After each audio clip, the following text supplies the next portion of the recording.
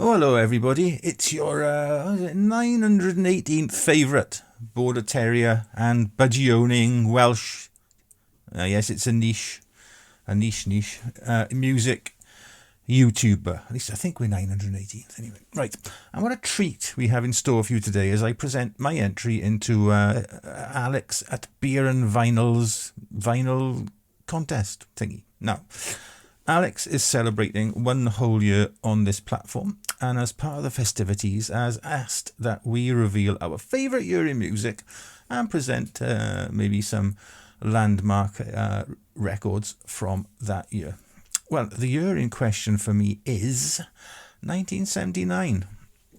Now, I started the year as a skinny, spotty, socially awkward 14-year-old and finished it as a similarly skinny, spotty, socially awkward 15-year-old, but with a difference. I was no longer a virgin. I don't know. Keep it clean. The cherry I'd popped was my live music one, as in November of 1979. I got to see my first ever live band, and what a band I'd picked to help me along the road to manhood. It was only Queen, wasn't it? Now, I've been introduced to the delights of Freddie and the Boys the previous year when a girl in school by the name of Caroline Morris, I can still remember her, gave me a homemade cassette tape of their News of the World album, telling me in no uncertain terms that I'd really, really enjoy it. It appeared she was also telling me that for some utterly bizarre reason she fancied me and wanted some form of a romantic dalliance. Now, picture me, a skinny, spotty, and yes, socially awkward individual who had literally zero idea that there was any hidden meaning behind the cassette tape incident until some friends who were a little more worldly wise, shall we say, told me.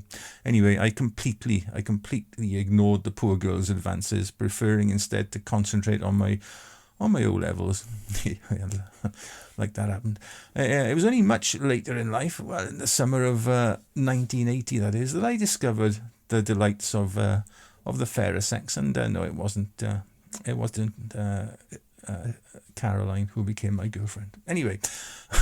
I digress. I added News of the World with Caroline's home-drawn cover art to my other Queen cassette, Jazz, and played them both to death on my Hitachi mono cassette player.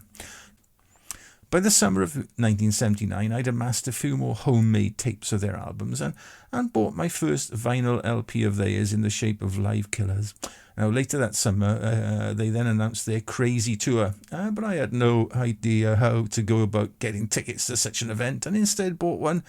Yeah, I was going to go alone to see Uriah Heep in my hometown, Swansea in Wales, the following February. Then, out of the blue, a school friend who knew I liked Queen said he had 2 tickets for their Birmingham show that very weekend and couldn't go.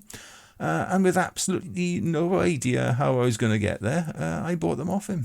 Now, the whole story behind this whole episode can be seen on the video I've linked above, but suffice to say, 1979 and Queen's Live Killers will never, ever be forgotten. What else happened that year? Well, after some constant nagging, my parents relented and bought a music centre so I could finally play the vinyl records I bought early that year, and also listen to my cassettes in, well, not so glorious, because it wasn't the best sound system after all, stereo. On the record buying front, pocket money restrictions meant most of my purchases were singles at the time, with notable memories being Kate Bush's live 4-track EP, a lovely red vinyl copy of Over the Top by Cozy Powell, and a 12-inch clear vinyl copy of Judas Priest's Evening Star, all of which I believe may be quite rare now. Now, among the albums I bought were Judas Priest's Killing Machine and Unleashed in the East, 2 copies of Queen's Live Killers, and you'll have to watch the video I linked to find out why I bought 2 copies so close together, and no doubt some other classic rock records bought by myself or for me at Christmas that year as I sought to build up my record collection. But I can't remember what I bought back in 1979. I'm sorry. So there we have it. my entry into Alex's contest. I'll pop a link to his channel below so you can check it out and enter the contest as well if you so desire. As usual, until next time, just be nice to each other. Ta-ra.